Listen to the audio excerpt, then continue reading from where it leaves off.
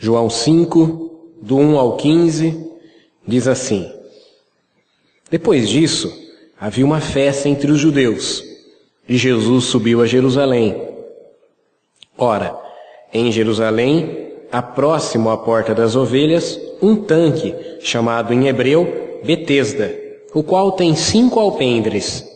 Neste jazia grande multidão de enfermos, cegos, mancos e ressecados, esperando o movimento das águas, porquanto um anjo descia em certo tempo ao tanque e agitava a água.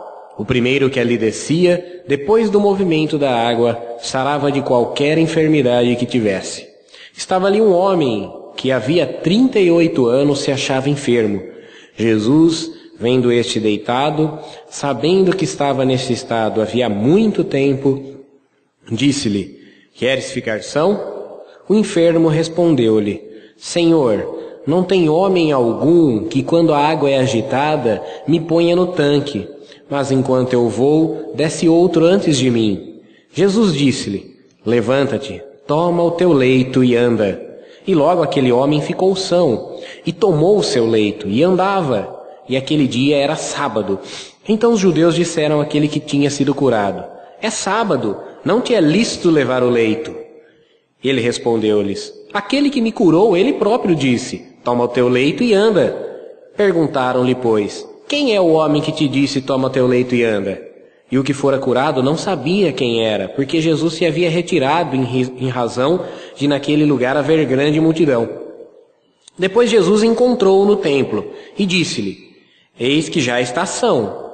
Não peques mais, para que não te suceda alguma coisa pior. E aquele homem foi e anunciou aos judeus que Jesus era o que o curara. Oremos. Pai, nós oramos a Ti nesse instante.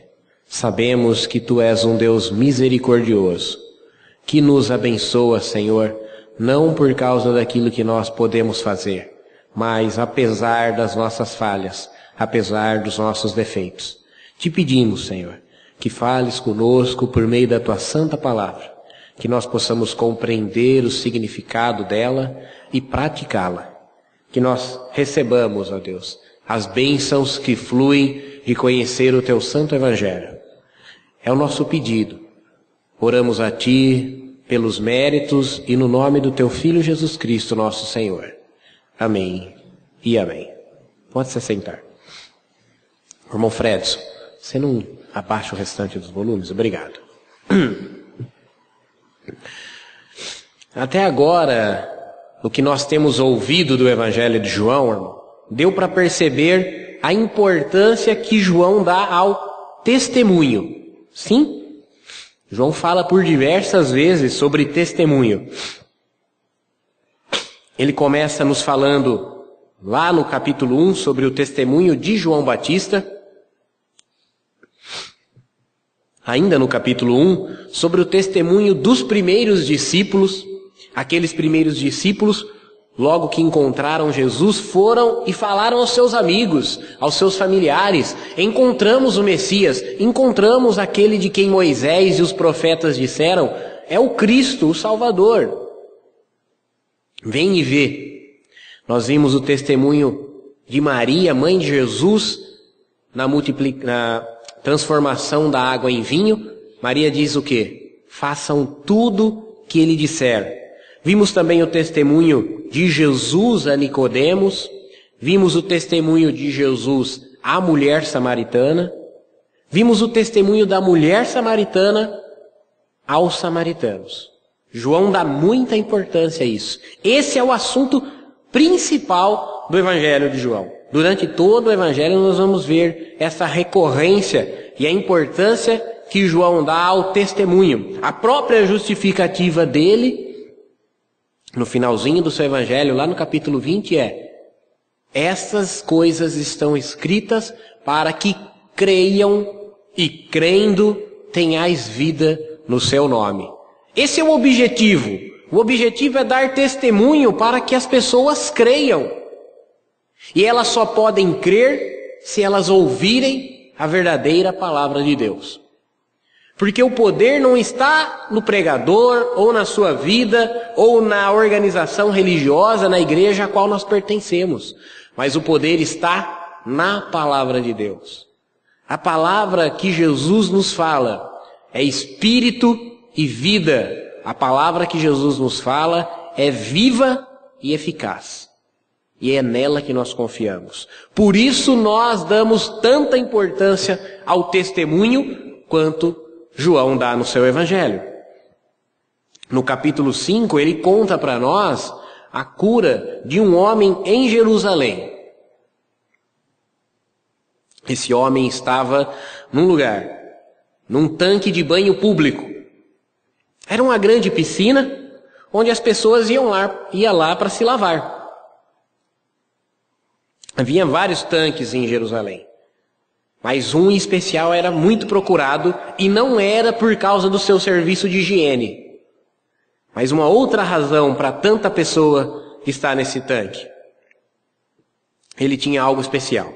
O nome desse lugar era Betesda. E esse nome significa Casa de Misericórdia. Casa de Misericórdia. Ali acontecia um fenômeno maravilhoso. De tempos em tempos, nós não sabemos de quanto em quanto tempo, se uma vez por dia, se uma vez a cada hora, se uma vez por semana, mas de tempos em tempos. Um anjo descia nesse tanque e agitava as águas. A primeira pessoa que entrasse no tanque após o movimento das águas ficava curado. Seja de dor, seja de enfermidade, seja de moléstia. Havia um milagre. E por causa disso, então, atraía uma multidão de pessoas para lá.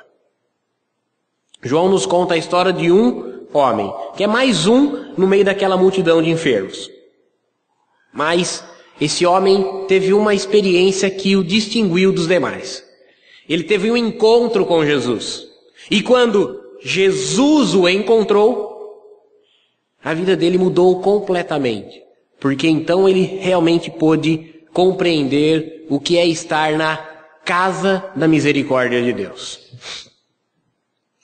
O que é que essa história desse homem, então, pode nos ensinar? Qual aplicação é que nós podemos tirar disso? Vamos acompanhar. Primeiramente, o estado inicial desse homem, lá no versículo 5 nos diz que ele era um enfermo. Havia 38 anos, estava acometido de alguma enfermidade.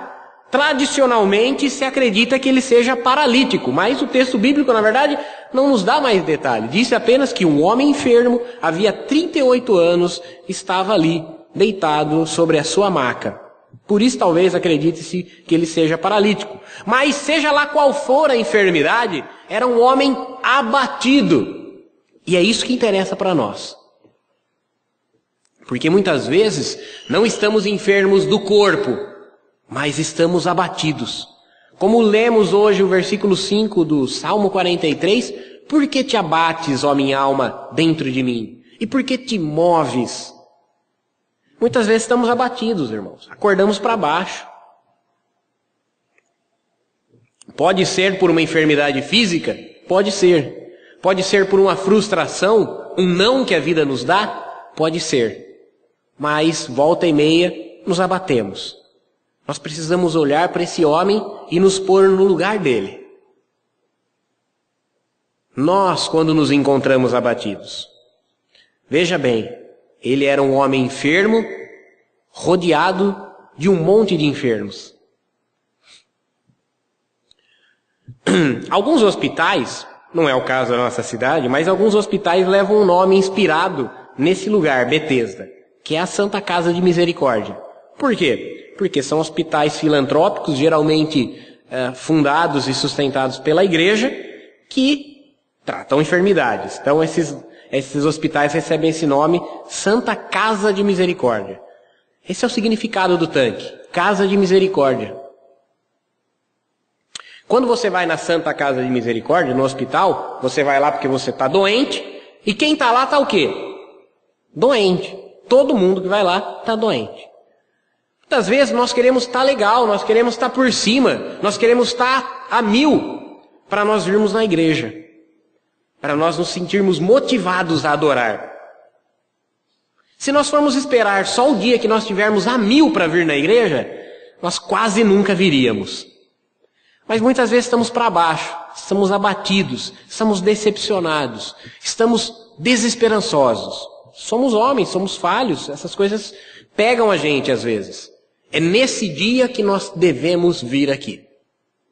Aqui nós vamos estar junto com outras pessoas que podem estar abatidas também. Porque aqui é casa de misericórdia. Porque o Deus misericordioso está aqui. E é por isso que nós estamos reunidos, estamos buscando a sua misericórdia. Esse homem estava enfermo e mais, ele estava encurvado.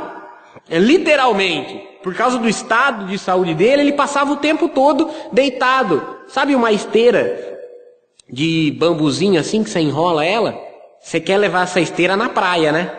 Então, mas esse homem estava nessa esteira enfermo, prostrado, deitado nesse tapetinho. As pessoas que não conhecem Jesus, elas vivem assim. O abatimento, a enfermidade, a frustração, as pega e as põe prostradas. Não prostradas diante de Jesus, prostrada diante da circunstância, prostrada diante da situação. Esse homem estava assim. Quem não conhece Jesus, quem não teve um encontro com Jesus, fica assim. O dia do abatimento vem e a pessoa está prostrada. Mas ele estava num lugar que essas coisas iam mudar. Ele estava em Betesda. Então, apesar da debilidade, apesar do abatimento, apesar de estar encurvado, ele estava num lugar onde ele podia buscar a misericórdia de Deus. Por que é que os enfermos todos se reuniam lá nesse tanque? Porque eles queriam a misericórdia, eles queriam um favor de Deus, eles queriam o compadecimento, que Deus se compadecesse, se comovesse da situação e se apiedasse. Misericórdia significa as misérias do coração. Deus é misericordioso porque, embora Ele seja grandíssimo, ilustre, excelso, Ele conhece a miséria do nosso coração. Aquele homem estava num lugar de misericórdia, buscando por misericórdia. Nós precisamos estar buscando por misericórdia o tempo todo, irmãos. A Escritura nos diz que se não fosse a misericórdia de Deus, nós seríamos consumidos. A causa de não sermos abatidos, consumidos agora mesmo, é a misericórdia de Deus. O Deus misericordioso que nos permite todos os dias levantarmos pela manhã, termos pão na nossa mesa, água para bebermos. Nós damos conta da misericórdia de Deus nesses pormenores todos os dias? Talvez na quarta-feira, aqui no culto de oração, o pastor sempre lembra de orar isso. Senhor, obrigado pelo pão. Senhor, obrigado porque levantamos essa manhã, porque temos saúde, disposição, estamos em pé. Nós falamos isso. Da boca para fora, falamos. Mas será que nós nos damos conta realmente de como a misericórdia de Deus nos sustenta dia após dia? Apesar de lutas, apesar de tribulações, apesar de decepções, apesar de grandes abatimentos que podemos sofrer, estamos aqui, estamos ouvindo, estamos em pé, estamos buscando, estamos na casa de misericórdia. Ele estava batalhando, esse homem estava lutando, estava tentando contra aquilo que o abatia. Ele está lá no local, é um local de disputa. Ali no tanque de Betesda, está todo mundo se acotovelando. Ninguém é gentil, ninguém dá a preferência, ninguém deixa passar na frente. A hora que a água se agitar, o primeiro que entrar lá vai ser curado. Ninguém dá preferência para o idoso, ninguém deixa passar o aleijado na frente. Ali está todo mundo se acotovelando, disputando o primeiro lugar dentro do tanque. Isso é um alerta para nós que a nossa busca vai ter resistência. Talvez dentro da sua casa, pessoas que se opõem a você vir buscar a Deus. Talvez no seu trabalho. Talvez a sua família que está distante se opõe. Quando eu me converti, eu sempre fui uma pessoa muito temporã. Eu fui lá, treinei futebol algum tempo, depois parei de treinar futebol. Aí comecei a treinar capoeira, aí parei de treinar capoeira. Aí fui fazer aula de violão, parei de fazer aula. Graças a Deus não parei de tocar violão, mas parei de fazer aula de violão. Então eu era sempre muito temporão, inventava um negócio, fui uma época, aqui acho que não tem, lá em Jaú, lá tem uma casa de umas irmãs que faz reforço escolar, coisa e tal, lá a gente chama isso de colmeia, né? É um educandário, né? As crianças vão lá no contraturno fazer reforço escolar e tal. Teve uma época que eu fui na colmeia, tudo eu começava, dava um tempinho e passava. Quando eu falei para minha mãe, mãe, vou na igreja do Eric, meu amigo. Primeiro ela deixou. Aí eu me animei. Aí ela continuou deixando. Aí um dia eu cheguei em casa e falei assim, mamãe, porque eu chamo minha mãe de mamãe. Mamãe, vou me batizar e vai ser no feriado de Corpus Christi. Ela falou, não vai não. Eu falei, mas por que não, mãe? Por que não, mamãe? Ela falou, por que não? Porque você é fogo de paia, Tiago. Você está indo agora na igreja, faz 2, 3 meses que você está indo, mas daqui a um pouco você desanima. Você faz igual você fez com o futebol, você faz igual você fez com a capoeira, você faz igual você fez com a colmeia. Você está indo agora um pouquinho, mas daqui a um pouco você desanima. Minha mãe estava errada, graças a Deus. Já fazem 11 anos já que eu sirvo a Cristo. Irmãos, se esse homem fosse ligar para toda a resistência que havia naquele lugar, ele ia embora, ele desistia. Mas ele estava lá. Uma hora ele acreditava que ele ia entrar em primeiro lugar, hora que as águas se agistassem. Nós temos que lutar. Vai haver resistência. Essa resistência pode ser pessoal, pode ser uma pessoa que se opõe a nós buscarmos a Deus, pode ser uma resistência moral. Alguém que ensinou-nos valores que são contrários à Bíblia. E quando nós aprendemos e conhecemos a Bíblia, esses valores dentro de nós se chocam. Pode ser até, não é raro, uma resistência espiritual. Pode ser que Satanás lance setas, dardos inflamados, que nos desmotive. Quantas vezes? Comigo isso nunca aconteceu, mas a gente ouve sempre, e você já ouviu isso. A pessoa dizer assim, nossa, eu queria tanto ir na igreja hoje, mas chegou 5 horas, sabe, parece que deu um piripaque, uma reviravolta lá em casa, um berrou com o outro, a gente não se sentiu bem para ir na igreja. Parece que 5 horas o marido xinga a mulher xinga o marido, a criança arruma uma treta, um xinga o outro, chama de filho de Satanás para pior, e aí eles ficam todos se sentindo culpados, tem vergonha de ir na igreja. É esse tipo de gente que tem que vir na igreja.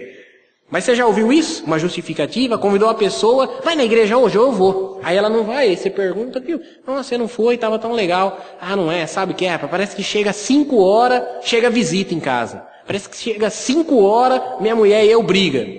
Sabe, 5 horas o gás acaba, acontece algum negócio.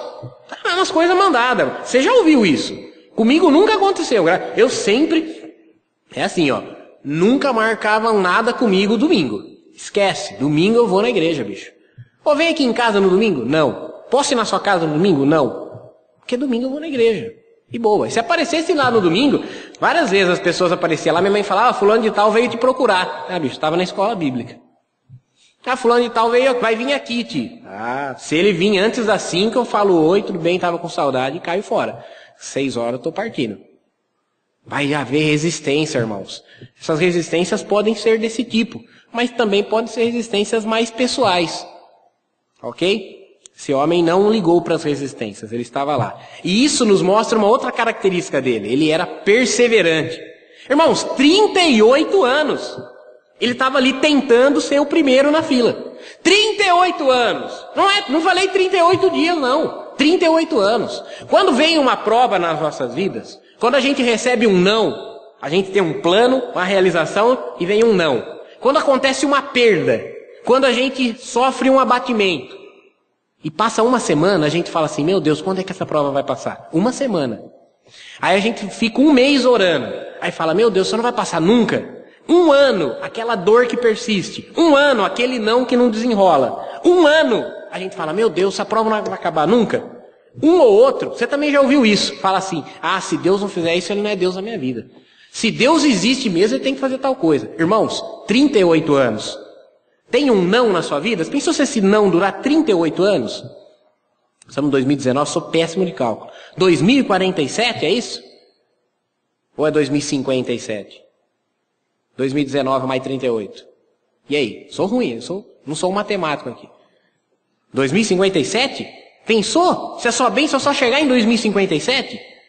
38 anos. Tá para encarar? E aí? Tem gente, irmãos, que se Deus não resolver isso até o mês que vem, eu paro de ir na igreja. Se Deus não resolver isso até o mês que vem, eu troco de religião. Sabe? Troco de igreja. Irmãos, nós precisamos ser perseverantes. A Bíblia diz que Paulo tinha um espinho na carne.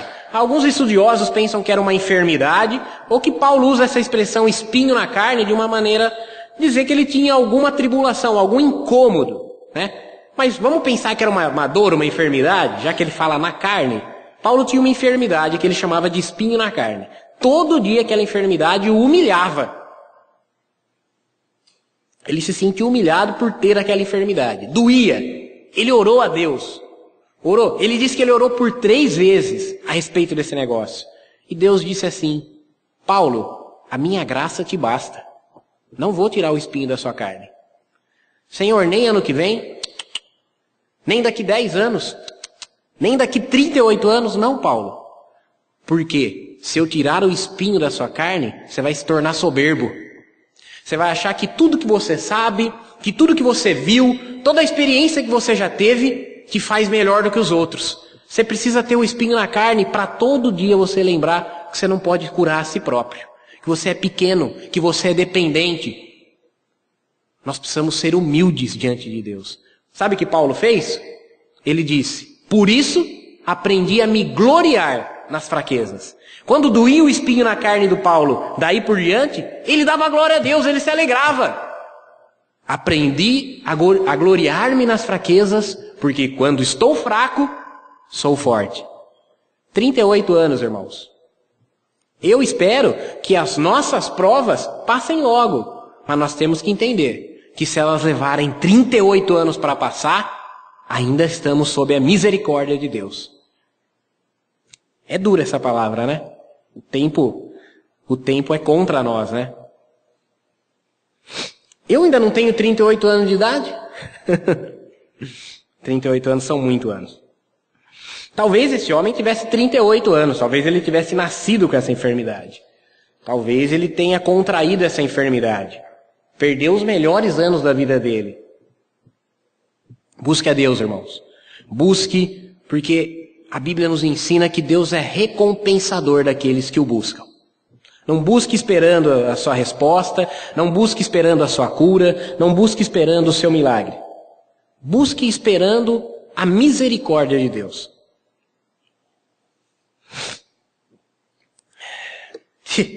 Você acha que está ruim a situação dele? Mas é pior.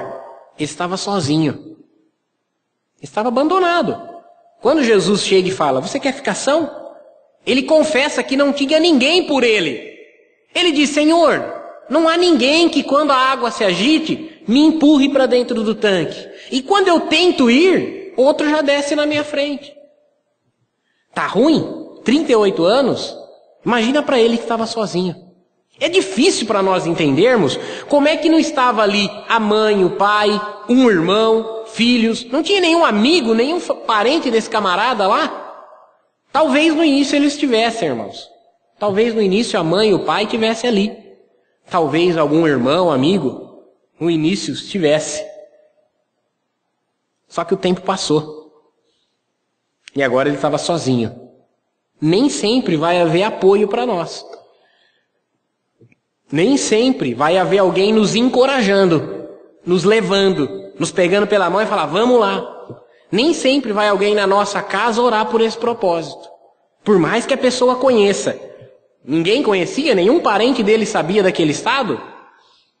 Mas ele diz: Senhor, não tem ninguém que me ponha na água. Infelizmente, algumas vezes nós vamos ter que traçar a nossa caminhada só. Dê graças a Deus se você tem a sua família que vem com você na igreja. E isso eu tenho felicidade de dizer que a grande maioria dos irmãos aqui da nossa igreja vem em família na igreja. Mas outros não. E virão pessoas por essa porta que virão sozinhos. Nós não podemos deixar que eles entrem e saiam sem ser socorridos por nós. Que eles entram e saiam sozinhos. Nós precisamos está do lado deles. Nós precisamos pô-los na água. Mas aí mudou tudo na vida desse homem. Jesus o encontrou. Versículo 6 diz que Jesus, vendo ele ali que estava deitado.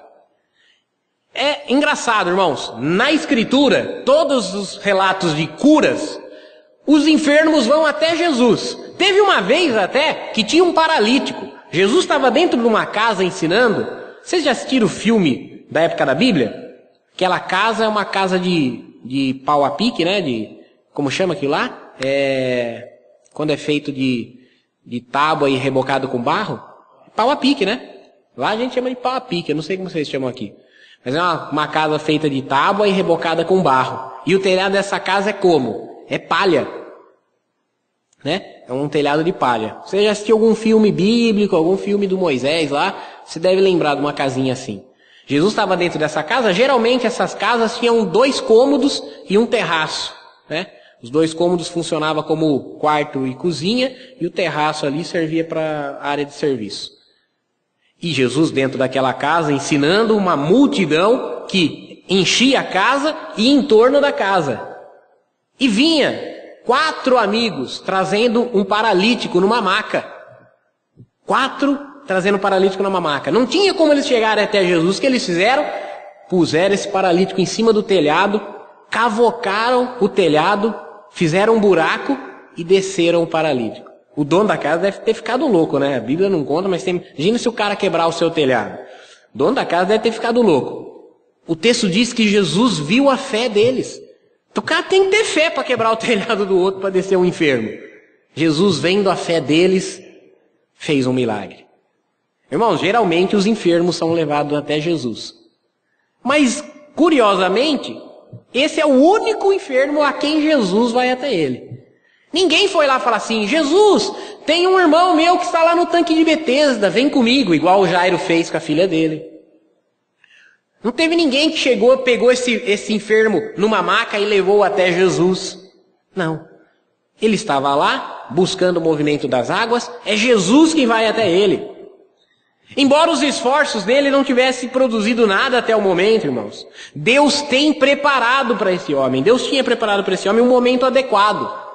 Por isso é que você tem que buscar persistente, porque Deus tem um momento exato que Ele vai fazer alguma coisa na sua vida. E esse momento vai chegar, uma hora vai chegar. Existe um instante de tempo, que é o tempo de Deus, existe o tempo, que é o nosso tempo, e chega uma hora que esse tempo de Deus e o nosso tempo se cruzam. E é quando as coisas que Deus tem para nós acontecem. Jesus foi até esse homem. Jesus chegou, a vida do homem foi mudada, porque Jesus o encontrou. Nós estávamos perdidos, irmão. Lá em 2007 eu estava perdido.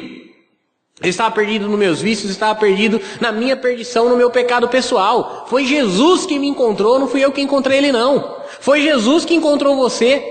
Ele te encontrou, Ele te chamou, Ele te trouxe para perto. Quando Jesus encontra, Ele faz o que Ele quer. Agora ele não precisava mais de anjo, que estava ali diante dele o próprio Deus. Ele não precisava mais de tanque, que estava diante dele a fonte da vida. Ele não precisava mais de ajuda, que estava diante dele o socorro bem presente na hora da ajuda. Quando Jesus encontra um pecador, quando Jesus nos encontra, definitivamente as nossas vidas mudam completamente. Jesus sabia dessa situação.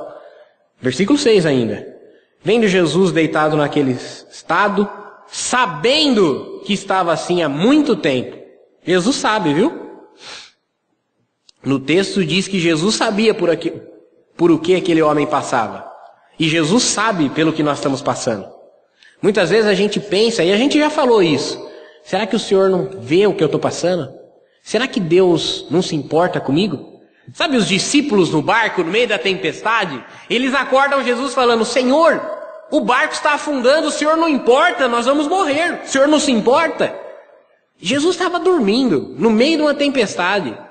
Jesus está no controle, irmãos. Jesus está no controle das nossas vidas. Isso precisa servir de conforto, de consolo, de encorajamento. Se nós estamos prostrados, deitados, abatidos. Se o nosso barco está no meio de uma tempestade, Jesus está vendo, Jesus está sabendo, Ele está no controle de tudo isso.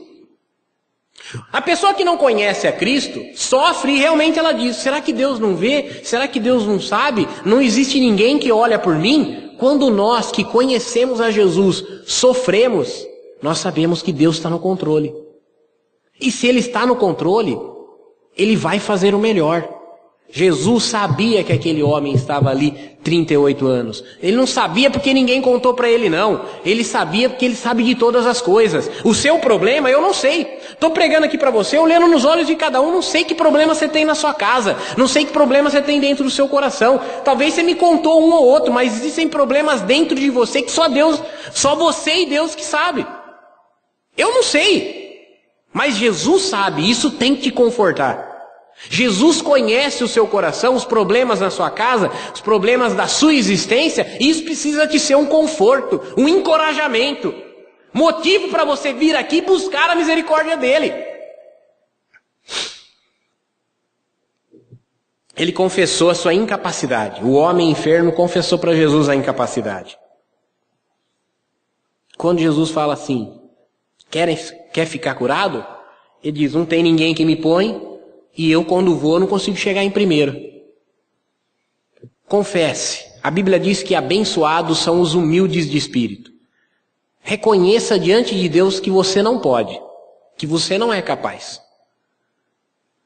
Não tinha o slogan de campanha do Barack Obama? Yes we can. Sim, nós podemos. Esse é o slogan menos cristão do mundo. Não, nós não podemos, mas Deus pode.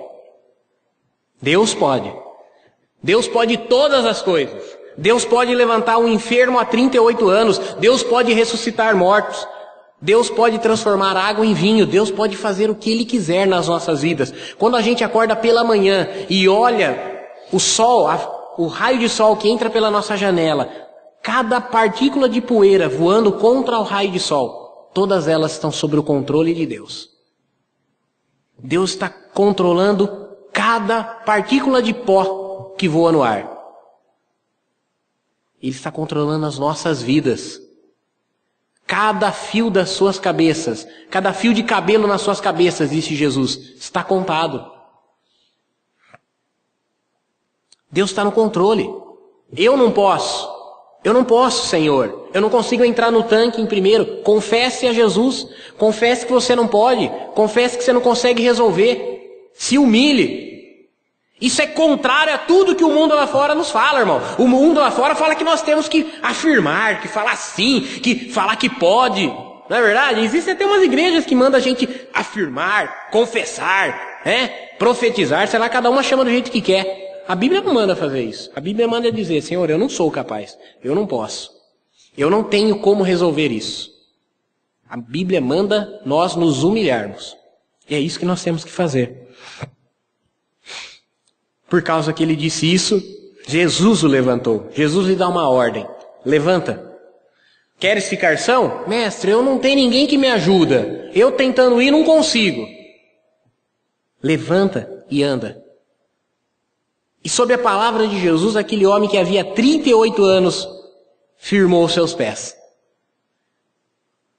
A palavra de Jesus vai nos colocar em pé, apesar da nossa tribulação, apesar da nossa dificuldade, apesar do abatimento que circunstância da vida pode nos trazer. A palavra de Jesus é quem vai nos colocar em pé. Não há poder em mim, não há poder em você, há poder na palavra que ele fala. Quando ele diz, levanta-te, nem o paralítico pode resistir. Quando ele diz para Lázaro, morto, 4 dias, Lázaro, sai para fora. A palavra dele manda, o Lázaro lá dentro não pode resistir. E olha, ele disse, Lázaro, sai para fora. Porque ele estava no cemitério. Se ele chega naquele cemitério e fala, sai para fora, ia sair todo mundo de dentro do sepulcro. Se ele não diz, Lázaro, sai para fora, se ele não chama o camarada pelo nome, ia ser uma saição de morto dos túmulos lá que... Desculpa pelo neologismo aí da saição. Irmãos, é a palavra de Jesus que tem poder, não é a palavra do pastor Tiago. Existem pessoas nesse mundo que falam bem, mas se não falarem a palavra de Jesus, nenhum enfermo levanta, nenhum morto ressuscita, nenhum pecador é salvo. Mas quando a palavra de Jesus é falada, então os pecadores são salvos. Então mortos ressuscitam, então enfermos são curados. É a palavra de Jesus. Ele está dizendo para nós, levanta, persevera, vem buscar a misericórdia de Deus. Tem que sair da inércia, tem que sair da zona de conforto, tem que sair do acomodamento. Talvez não é por vocês, talvez é por um familiar seu. Você tem que vir aqui buscar a misericórdia. Talvez não é por você, talvez é pela cidade onde você mora. Você tem que vir aqui buscar misericórdia.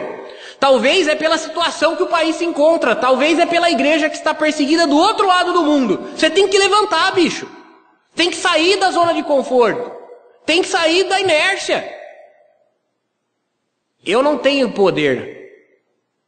Eu não tenho capacidade de persuadir você, fazer você vir. Mas se você ouvir a palavra de Jesus, se ouvir a ordem dele dizendo levanta, você não vai conseguir resistir. Essa é a ordem que Jesus dá para nós. Mas além de uma ordem, Jesus também dá um mandamento para esse homem. O texto diz que Jesus fala assim, levanta, toma a tua cama, né, a tua esteirinha, levanta, toma a tua esteirinha e anda. O leito, né, o leito é onde ele ficava deitado. Maca, colchonete. Levanta, toma seu colchonete e anda. Ele pegou e obedeceu a Jesus, levantou, colocou o seu colchonete debaixo do braço.